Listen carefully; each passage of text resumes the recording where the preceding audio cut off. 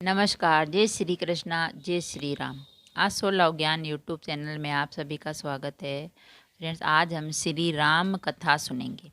जब भगवान श्री राम पर लगा था ब्रह्म हत्या का दोष, तो जाने इससे जुड़ी कथा और उपाय। भगवान श्री राम पर ब्रह्म हत्या का जो दोष क्यों लगा था, कैसे लगा था, इसके बारे में हम राम कथा से जानते हैं।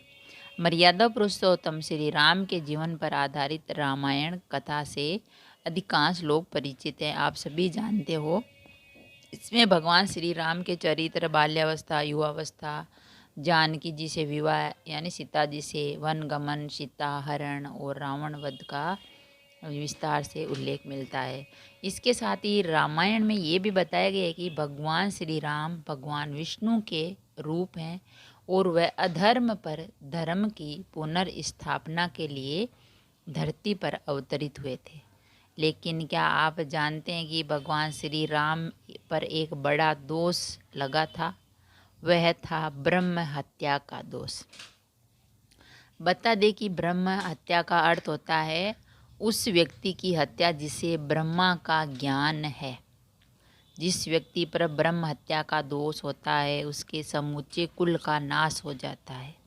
तो भगवान श्री राम पर लगा ब्रह्म हत्या दोष पर किस प्रकार उन्होंने किया इस दोष का निवारण। जब श्री राम पर लगा ब्रह्म हत्या का दोष, तो रामायण कथा में ये विदित है कि लंकापति रावण ब्राह्मण कुल से संबंध रखता था और वह प्रकांड पंडित भी था। वह सभी वेद, उपवेद और ज्योतिष आदि के विषयों में भी सर्वज्ञाता था। जब भगवान श्री राम और रावण के बीच में युद्ध हुआ, तब श्री राम ने रावण का वध कर धर्म की पुनर्स्थापना की।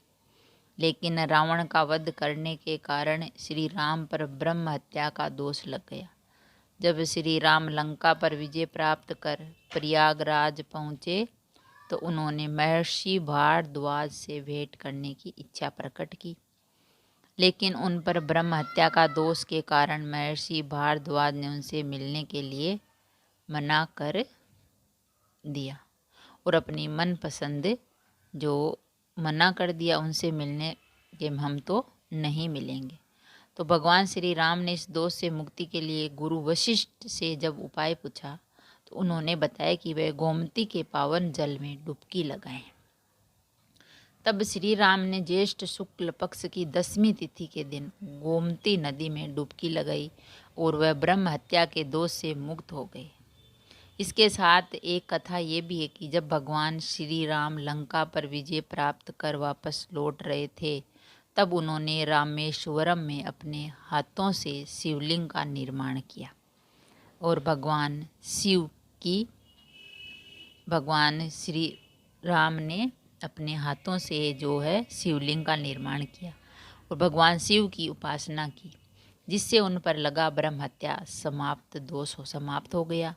और श्री राम पर ब्रह्म हत्या का दोष लगा था या नहीं, इस विषय में हमने जाना कि रावण जो था वो अहंकारी था, दुष्ट था, तो इसीलिए, और असत्य था क्योंकि उसने सीता जी का हरण किया, तो राम ने इस वजह से उसको मार डाला। हाँ, वो सर्वज्ञाता था और वो ब्रह्म था, सभी वेदों का ज्ञान था, लेकिन उसकी बुद्धि भ्रष्ट हो गई थी, तो वो सीता जी को ले गया। तो सीता माता का अपहरण किया, इसी वजह से राम जी ने उसका वध कर दिया।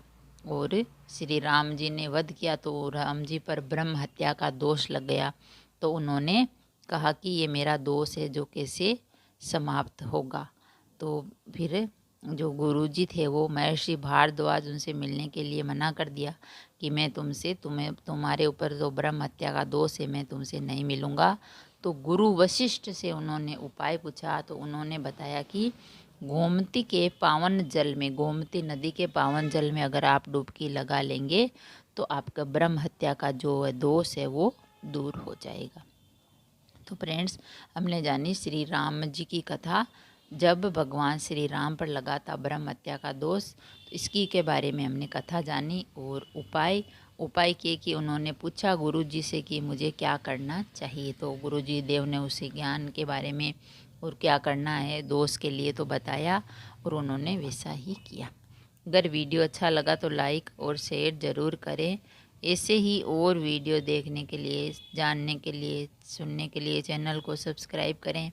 थैंक यू, धन्यवाद।